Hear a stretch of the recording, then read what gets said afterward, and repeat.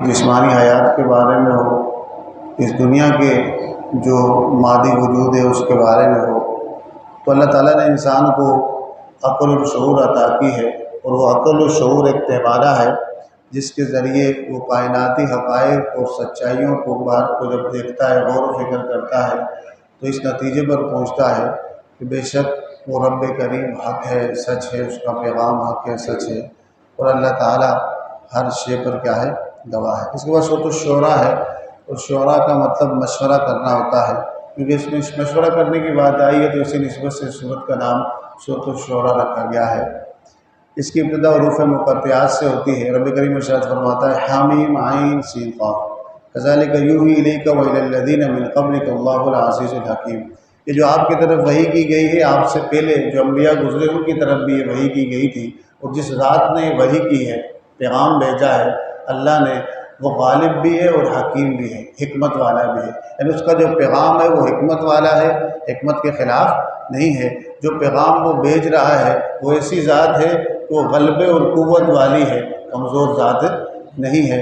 وہ ایسی ذات ہے کہ لہو ما فی السماوات و ما فی الارض، زمین و آسمان میں جو کچھ ہے، زمین و آسمان میں جو کچھ ہے اسی کی ملکیت ہے، اور وہ ذات عالی ہے یعنی بلند ہے، عظیم ہے یعنی عظمت والی ہے۔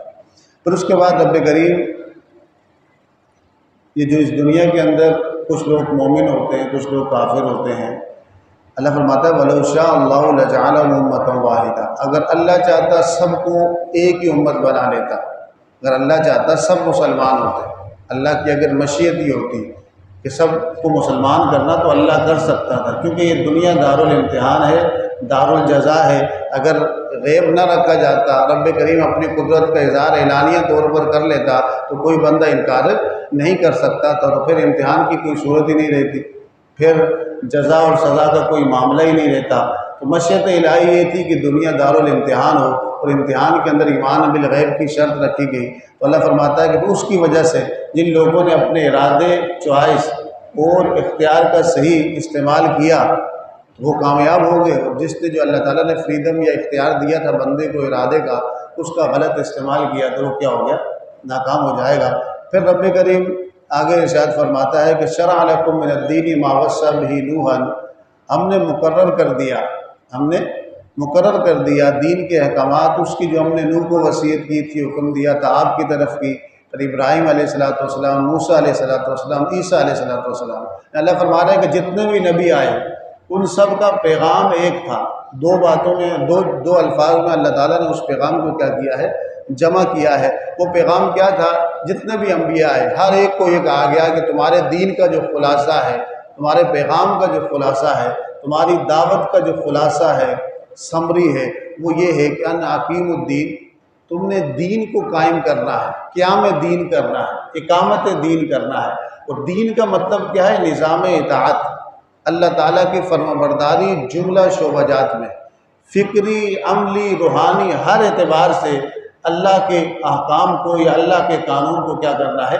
نافذ کرنا ہے۔ اور جتنا بھی نظام ہے، یعنی چاہے اجتماعی نظام ہو، معاشرتی نظام ہو، معاشی نظام ہو، سیاسی نظام ہو، سماجی نظام ہو، انفرادی ہو یا اجتماعی ہو، جملہ جو نظام ہے اس میں اللہ تعالیٰ کی حاکمیت کو اعلیٰ درجہ دینا اور رب کے قانون اور اصول کو فالو کرنا، ہر نبی کا پیغام بھی تھا۔ اقامت دین کا جو نظام اطاعت ہے اس کو جملہ باطل افکار پر، نظریات پر، آئیڈیالوجیز پر کیا کرنا؟ غالب کرنا۔ ہر نبی کی دعوت یہ تھی۔ اور دوسری دعوت کیا تھی؟ وَلَا تَتَفَرَّقُوا فِيهِ، نظریہ ایک ہے، خدا وحدہ لا شریک ایک ہے، اس کا پیغام ایک ہے، تو پھر تم نے الگ الگ راہیں نہیں بنانی، تفرقہ یا دھڑے بندی نہیں کرنی، یعنی جسمانی اعتبار سے بھی دھڑے بندی نہیں کرنی، تفرقہ بازی نہیں کرنی، اور پیغام کے اعتبار سے بھی، جو نظریے کے اعتبار سے بھی ہر بندہ الگ الگ بولی نہ بولے۔ جب خدا وحدہ لا شریک ایک ہے، پیغام ایک ہے، نبی ایک ہے، تو پھر اس کو پیغام کو پہنچانے والے پھر دھڑے بندی نہ کریں، تفرقے میں نہ پڑیں۔ تو اللہ فرماتا ہے کہ مشرکین پر تمہاری یہ دعوت جو تم توحید کی طرف دیتے ہو، اللہ کی وحدانیت کی طرف دیتے ہو، اور اچھے اخلاق اور کردار کی طرف دیتے ہو، دنیا کی سب سے بڑی، کائنات کی سب سے بڑی سچائی کی طرف دیتے ہو۔ اگر کوئی کہے کہ کائنات کی سب سے بڑی سچائی کیا ہے؟ کائنات کی سب سے بڑی سچائی ہے لا الہ الا اللہ۔ اور کائنات کا سب سے بڑا جھوٹ کیا ہے؟ کوئی کہے کہ لا الہ الا اللہ نہیں بھائی، لا الہ الا اللہ نہیں، بلکہ اللہ کے سوا کوئی اور ہے جو اس کائنات کا خالق، مالک، رازق اور مدبر کائنات ہے۔ یہ کائنات کا سب سے بڑا جھوٹ ہوگا، کائنات کا۔ اور یہ سچائی کی دعوت سب نبیوں نے دی۔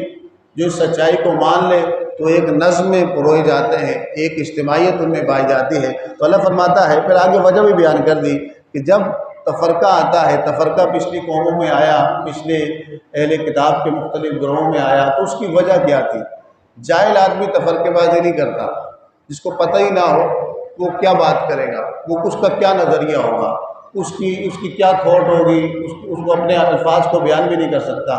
فرماتا ہے وما تفرقوا الا من بعد ما جاءهم العلم، وہ جدا ہوئے، فرقوں میں تقسیم ہوئے علم کے آ جانے کے بعد۔ کیا علم تقسیم کرتا ہے؟ نہیں، علم تقسیم، علم تو اچھی چیز ہے، علم تو نور ہے، علم تو جب نافع ہو تو فائدہ دیتا ہے۔ ہوا کیا؟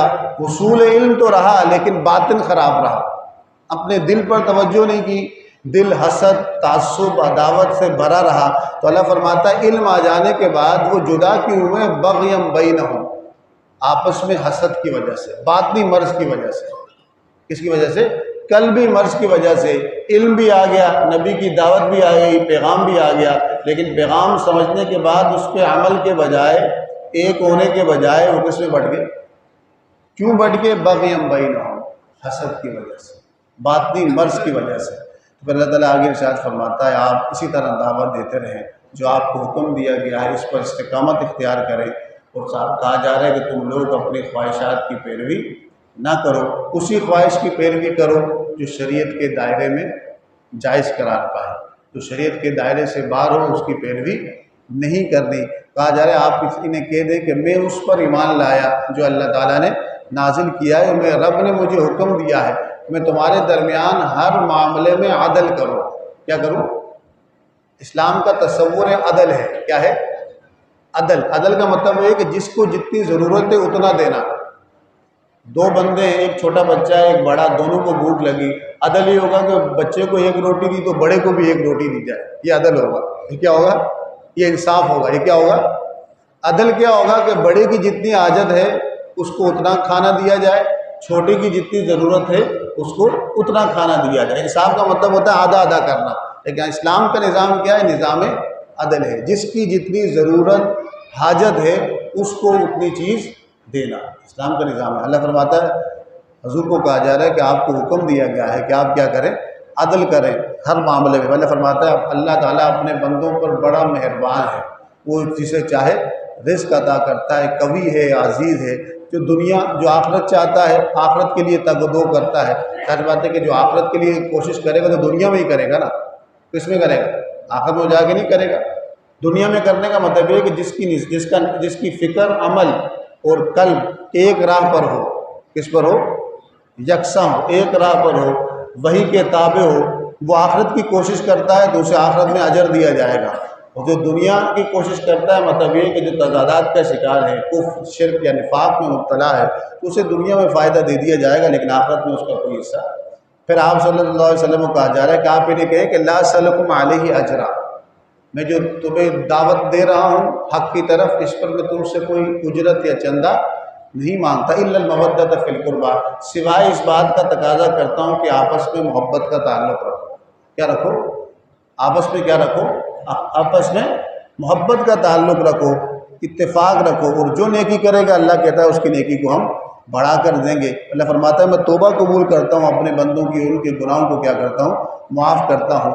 پھر پچھلے قرآن کے اندر آپ پڑھتے ہیں اللہ کہتا ہے تم سے جو بھی مصیبت پہنچتی ہے وہ تمہارے اپنے کرتوتوں کی وجہ سے ہوتی ہے، تمہارے اپنی بدعملیوں کی وجہ سے ہوتی ہے، بے تدبیریوں کی وجہ سے ہوتی ہے، غلط منصوبہ بندی کی وجہ سے ہوتی ہے، غلط پلاننگ کی وجہ سے ہوتی ہے، غلط وقت میں غلط کام کرنے کی وجہ سے ہوتی ہے۔ تو اللہ فرماتا ہے ایک وجہ تو یہ ہے وَيَعْفُو عَنْ كَثِيرٍ، تمہاری بہت سارے گناہ اور کوتاہیاں ایسی ہیں کہ میں ویسے ہی معاف کر دیتا ہوں، اگر وہ معاف نہ کرو تو ان کی مصیبت کا وبال کتنا ہوگا۔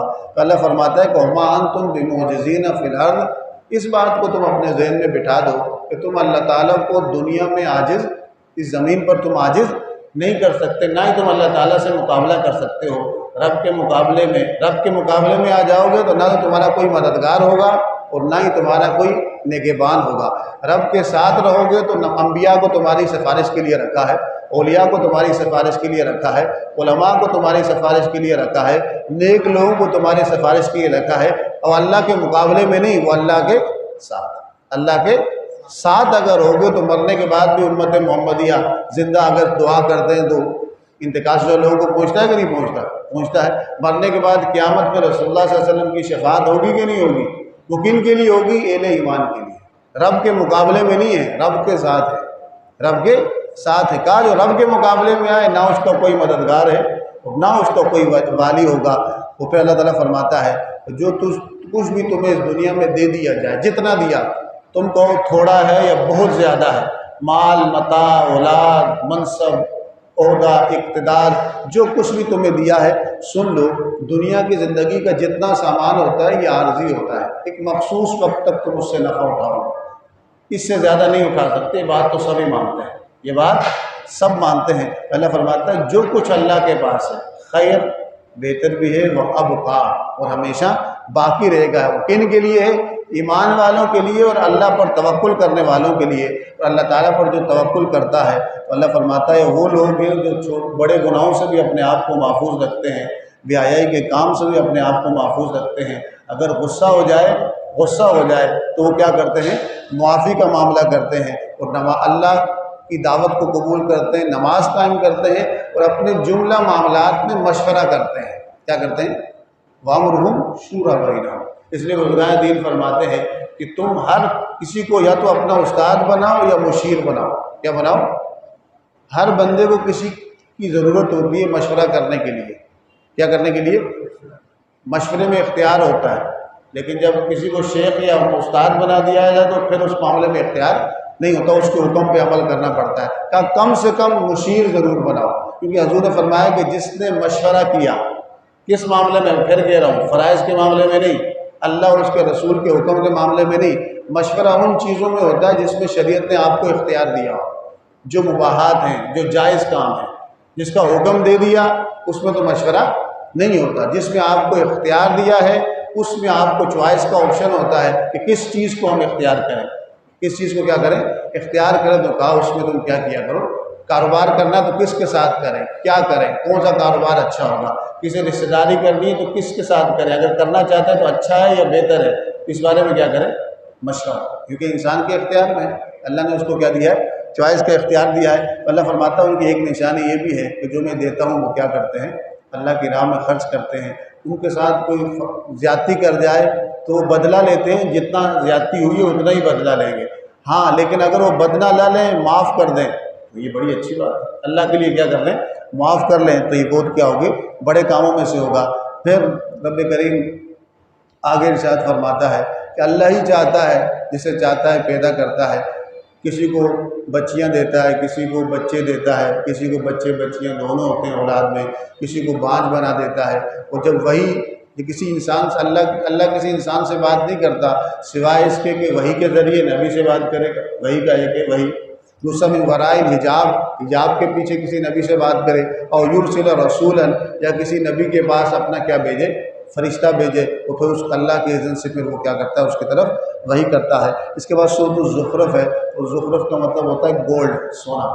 اللہ فرماتا ہے حامیم والکتاب المبین انا جعلناہ قرآنا عربیا، ہم نے قرآن عربی زبان میں بنایا، لعلکم تعقلون، تاکہ تم عربی کو سیکھو۔ پھر ان سے اللہ تعالیٰ اپنی توحید کے مختلف دلائل جو پیچھے ہم دے چکے ہیں، زمین آسمان کی تخلیق، ہواؤں کا، اور پھر مشرکین کے بارے میں کہ جب بچی کی پیدائش ہوتی ہے تو تم غصہ ہو جاتا ہے، تم چھپتے پھرتے ہو، اللہ تعالیٰ کے بارے میں ایسی باتیں منسوخ کرتے ہو جو اللہ کے شایع نشان نہیں ہے۔ پھر ابراہیم علیہ السلام کا ایک آپ نے کہا کہ ان کی شرک اور بت پرستی سے اپنی برات کا اظہار کیا، اور کہا کہ میں اس رب کی پیروی کروں گا جس نے مجھے کیا کیا ہے؟ پیدا کیا ہے۔ تو کہا کہ مکہ والے کہتے ہیں کہ یہ قرآن اگر نازل ہی کرنا تھا تو کسی مکہ اور طائف کے کسی امیر آدمی پہ نازل کیا جاتا، رسول اللہ محمد صلی اللہ علیہ وسلم پہ کیوں نازل کیا گیا کہ مالی اعتبار سے ان کی پوزیشن تو ویسی نہیں ہے؟ تو اللہ فرماتا ہے تمہیں کس نے اختیار دے دیا کہ اللہ کی رحمت کو تقسیم کرو؟ رسول کس کو بنانا ہے یہ اللہ جانتا ہے، خاتم النبیین کا تاج کس کو پہنانا ہے یہ اللہ بہتر جانتا ہے، نبیوں کا سجدہ تو ختم ہو گیا، اب ولایت کس کو دینی ہے، اپنی محبت کا نور کس کو دینا ہے، اس میں تمہارا اختیار نہیں، تمہاری محنت نہیں، یہ رب کی دست قدرت میں ہے۔ اس میں ہے رب کے دست قدرت میں ہے۔ تو اللہ فرماتا ہے کہ دنیا کے اندر کسی کے پاس رزق زیادہ ہے، کسی کے پاس کم ہے، کوئی کسی کا نگران ہے، کوئی کسی کا ماتحت ہے، تو اللہ فرماتا ہے کہ ہم نے دنیا میں لوگوں کے درمیان ان کے معاش کے معاملات کو تقسیم کر دیا، کسی کو اوپر درجہ دے دیا، کسی کو نیچے درجہ دے دیا، تاکہ ایک دوسرے کے کام آ سکیں۔ اگر سبھی امیر ہوتے تو نیچے والا کام کون کرتا؟ اگر سبھی غریب ہوتے تو پھر ایک دوسرے کے کام کس طرح آتے؟ کہا کہ ہر ایک کو دوسرے کا محتاج بنا دیا، ہر ایک کی ضرورت۔ انسان تمدنی مزاج کا ہے، انسان اکٹھے معاشرتی حیوان ہے انسان، کہ انسان ایک لوگ مل کے اکٹھے رہنے والا اللہ کی مخلوق کے اکیلا نہیں رہ سکتا۔ تو اللہ فرماتا ہے کہ تمہارے درمیان جو تفاوت ہے رب کی طرف سے، ایک تو نظام کی طرف سے ہوتا ہے، ہمارا جو پاکستان کا نظام ہے معاش یہ سود پر ہے، کہ اس کی نحوست کی وجہ سے غربت جو ہے بڑھتی جا رہی ہے، مہنگائی بڑھتی جا رہی ہے۔ اللہ نے نہیں کیا، یہ ہمارے اپنے کرتوتوں کی سزا ہے۔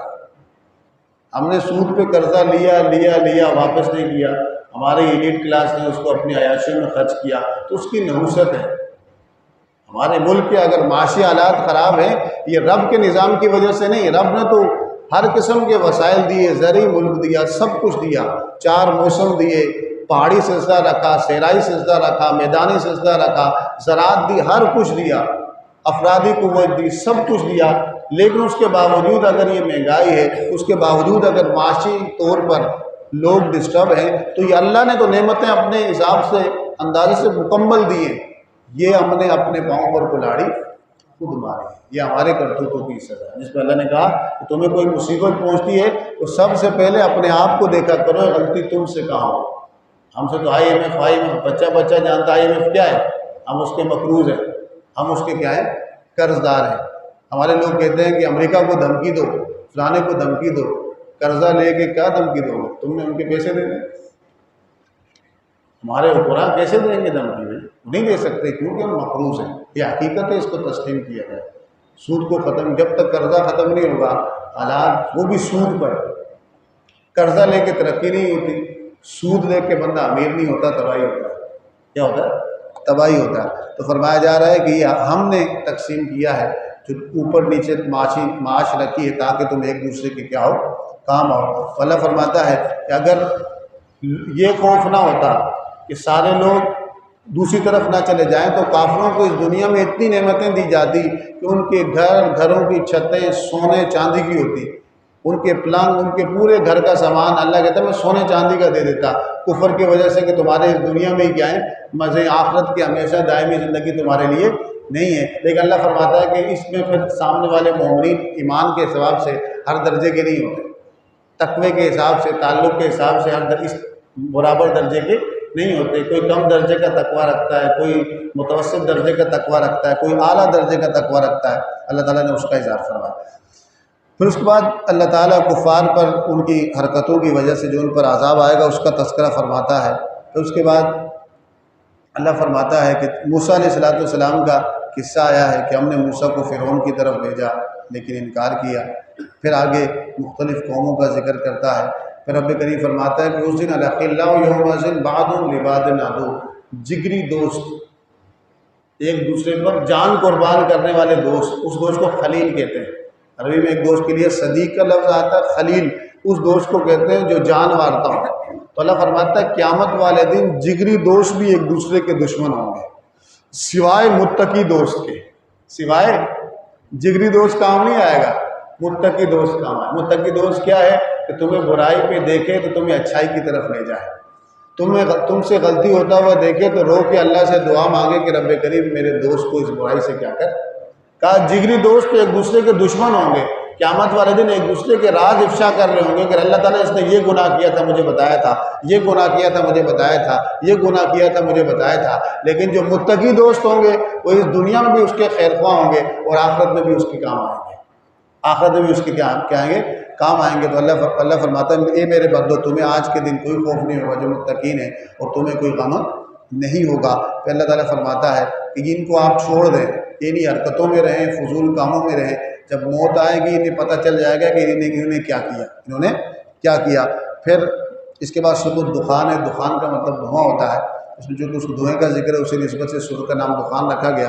نبی کریم ارشاد فرماتا ہے حامیم والکتاب المبین، حامیم اس کتاب مبین کی قسم، بے شک ہم نے اس قرآن کو مبارک رات میں نازل کیا ہے۔ اس رات میں سارے فیصلے ہوتے ہیں، اور آپ کے لیے رب نے یہ رحمت بھی بنا کر بھیجا ہے۔ وہ رات کون سی ہے؟ وہ کہتے ہیں 27ویں رات ہے رمضان کی، یا بعض علماء کہتے ہیں وہ شعبان کی 15ویں رات ہے۔ وہ کیا ہے؟ شعبان کی 15ویں رات ہے۔ تو کہا کہ وہ رب السماوات والارض ہے، اس کے سوا کوئی معبود حقیقی نہیں، وہ زندگی دیتا ہے، وہ موت دیتا ہے، جب وہ عذاب دیتا ہے تو اس کا عذاب بڑا کیا ہوتا ہے؟ سخت ہوتا ہے۔ تو اللہ تعالیٰ فرماتا ہے کہ جب انہیں کہا جاتا ہے کہ تم اچھے کام کرو تو وہ کہتے ہیں کہ ہم کیوں کریں، ہمارے آباء و اجداد یہ کام کرتے تھے، اس وجہ سے ہم اس کام پر چلتے ہیں۔ تو اچھا کوئی کام کرے تو اس کو فالو کیا جائے گا، برا کام بڑا بھی کرے تو اس کو فالو نہیں کیا جائے گا۔ پھر کہا جا رہا ہے کہ قیامت والے دن جہنم میں جب یہ بھوکے ہوں گے جہنمی تو انہیں کھلایا تو جائے گا، لیکن کانٹے کا درخت، زقوم درخت سے انہیں کھلایا جائے گا۔ پیاس لگے گی، پلایا تو جائے گا، لیکن پینے کے لیے گرم کھولتا ہوا پانی انہیں دیا جائے گا۔ پھر رب کریم آگے ارشاد فرماتا ہے کہ ہم جو ایمان والے ہیں ان پر اپنی نعمتیں مختلف انداز سے کریں گے۔ بے شک ہم نے آپ کے لیے اس قرآن کو آپ کی زبان میں آسان کر دیا تاکہ اہل زبان اس قرآن کو جب پڑھیں سنیں اس سے نصیحت حاصل کریں۔ اس کے بعد سورۃ الجاثیہ ہے، اور جاثیہ کا مطلب ہوتا ہے گھٹنوں کے بل آگے جھکنا، کیونکہ اس میں آگے جاثیہ کا لفظ آیا تو اسی نسبت سے اس سورت کا نام جاثیہ ہے۔ اس کی ابتدا بھی حروف مقطعات سے ہو رہی ہے۔ اللہ فرماتا ہے حامیم تنزیل کتاب من اللہ العزیز الحکیم، کتاب نازل کی ہے اس اللہ نے جو غالب بھی ہے اور حکیم بھی ہے، غالب اور حکیم، یعنی کتاب جو نازل کی ہے یہ حکمت والی ہے، اس کا کوئی حکم فضول، اور غالب کا مطلب یہ کہ اگر وہ چاہتا تو زبردستی بھی تم سے بنوا سکتا تھا، لیکن وہ نہیں چاہتا، وہ اس نے تمہیں اس دنیا میں کیا دیا ہے؟ اختیار دیا۔ اللہ فرماتا ہے بے شک زمین ہو آسمان میں ہو، ایمان والوں کے لیے نشانیاں، یعنی ایمان والے زمین اور آسمان میں غور و فکر کریں یا اپنے آپ کو دیکھیں تو انہیں اللہ یاد آتا ہے۔ وہ کس تک پہنچتے ہیں؟ اللہ کی طرف پہنچتے ہیں۔ تو اللہ تعالیٰ آگے فرماتا ہے کہ یہ زمین و آسمان میں جو کچھ ہے اس کو تمہارے فائدے کے لیے ہم نے کیا کر دیا؟ مسخر کر دیا۔ پانی سے تم فائدہ اٹھاتے ہو، سبزے سے تم فائدہ اٹھاتے ہو، جانوروں سے تم فائدہ اٹھاتے ہو، پرندوں سے تم فائدہ اٹھاتے ہو، 4 موسموں سے فائدہ تم اٹھاتے ہو۔ تو کہا کہ اللہ تعالیٰ نے تمہارے کیا کیا ہے؟ تابع کیا ہے، تمہارے فائدے کے لیے رکھا ہے۔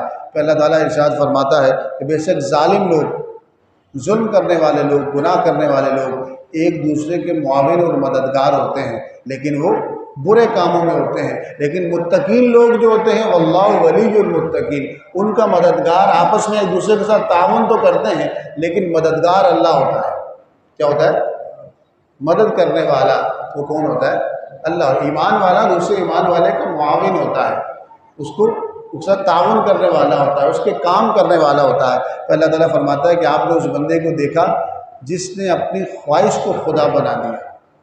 اللہ کا حکم ایک طرف اور اس کی خواہش کا حکم ایک طرف، اللہ اور اس کے رسول کا فرمان ایک طرف، برادری کا فرمان ایک طرف، رسم رواج ایک طرف۔ کہا کسی بندے کو تم دیکھو، شریعت کہتی ہے کہ آپ کے برادری کے رسم و رواج یا آپ کی چاہت اگر شریعت کے دائرے کے اندر ہے تو شریعت اس سے منع، وہ رسم و رواج، وہ برادری کے قاعدے قانون، وہ ملک کے قاعدے قانون جو قرآن اور حدیث کے خلاف نہ ہو، شریعت کہتی ہے کہ اس کو تم نے کیا کرنا ہے؟ فالو کرنا ہے۔ آپ اسلام کو ہی فالو کر رہے ہو۔ ہمارا تو کانسٹیٹیوشن کے اندر باقاعدہ قرارداد مقاصد ہے، اور ایک شک باقاعدہ موجود ہے کہ ہمارا کوئی بھی قانون قرآن و سنت کے اگینسٹ بن ہی نہیں سکتا۔ تو پاکستان کا آئین بھی یہی کہتا ہے کہ کوئی بھی قانون، کوئی بھی قاعدہ قانون نہیں بن سکتا جو قرآن و سنت کے احکامات کے کیا ہو؟ ریپیگننٹ ہو یا اس کے مخالف ہو، اس کے کیا ہو؟ مخالف ہو۔ اللہ فرماتا ہے اس شخص کو، اس کے بارے میں آپ کا کیا خیال ہے کہ خواہش کو کیا بنا دیا؟ خدا بنا دیا۔ بت پرستی تو نہیں ہوتی لیکن خواہش پرستی ضرور ہوتی ہے۔ کسی بت کی پوجا تو نہیں ہوتی لیکن انسان کے اندر خواہش کی پوجا ضرور ہوتی ہے۔ خواہش، تمنا، کس کے مقابلے میں؟ اللہ اور اس کے رسول کے مقابلے میں۔ وعد اللہ علی علم، اللہ کہتا ہے پھر علم کے باوجود اس کو کیا کر دیا؟ گمراہ کر دیا۔ جب وہ اپنی اسی ڈگر پہ لگا رہا، وختم علی سمعہ وقلبہ وجعل علی بصرہ غشاوہ، تو اس کے دل پر مہر لگ گئی۔ حدیث میں آتا ہے گناہ کا جب بندہ کرتا ہے دل پہ نقطہ لگتا جاتا ہے، نقطہ جگتا جاتا ہے۔ اگر وہ توبہ نہ کرے، استغفار نہ کرے، ذکر نہ کرے تو وہ کالک دل کی مٹتی اگر وہ توبہ استغفار کر لے تو دل پر کالک مل جاتی ہے، اگر وہ نہ کرتا رہے، نقطے لگتے رہے یہاں تک کہ دل اگر پورا روحانی دل کی بات ہوگی پورا کالا ہو جائے تو پھر پورے کالے ہونے کو قرآن کی آیات میں مہر سے تعبیر کیا گیا ہے۔ کیسے تعبیر کیا گیا ہے؟ مہر سے تعبیر کیا گیا ہے۔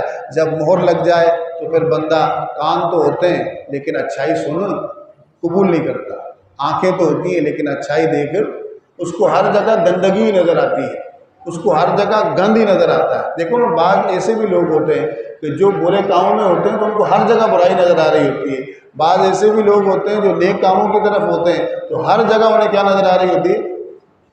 کیا نظر آ رہی ہوتی ہے؟ تو اچھائی اور برائی کہاں ہوتی ہے؟ انسان کے ذہن میں ہوتی ہے کہ وہ کس نگاہ سے کس چیز کو کیا کر رہا ہے؟ دیکھ رہا ہے۔ اللہ فرماتا ہے وہی ہے جو تمہیں زندہ کرتا ہے، جو تمہیں موت دے گا اور قیامت کے دن تمہیں جمع کرے گا۔